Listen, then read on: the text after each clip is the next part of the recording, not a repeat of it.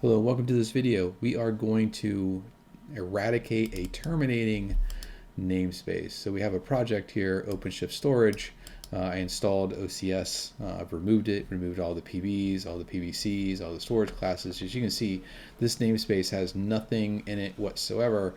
I've even gone so far as to remove all the CRDs, and for some reason it still says that it's in this terminating state. Now when you look at the YAML for the namespace, you'll see that there's a Finalizers, right? Finalizers for Kubernetes. And you cannot go in and just delete this.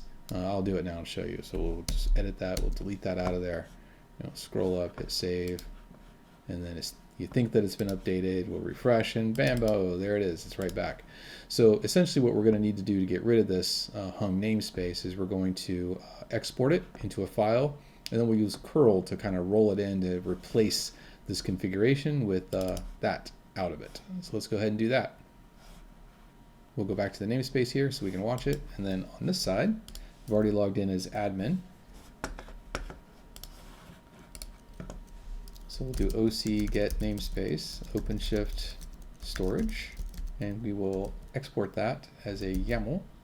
We'll put it in storage YAML. That's good.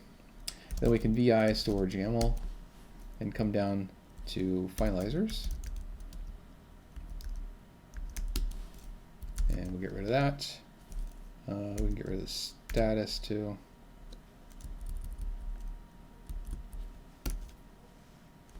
Okay, and if I can write that out, there we go. And then, all right, so now we've got that done, we just need to start our proxy. So OC proxy and, okay. And then we will just curl in this command. I'll include this in the description below as well. So what I'm doing here is I'm taking the storage YAML file that we just edited, and we're going to push that in and update the finalized string. Like so. See that we've had an effect here. Let's go look at the YAML now. We'll see that everything's been removed. And there is no longer an OpenShift storage terminating namespace. Okay, we'll even look for it.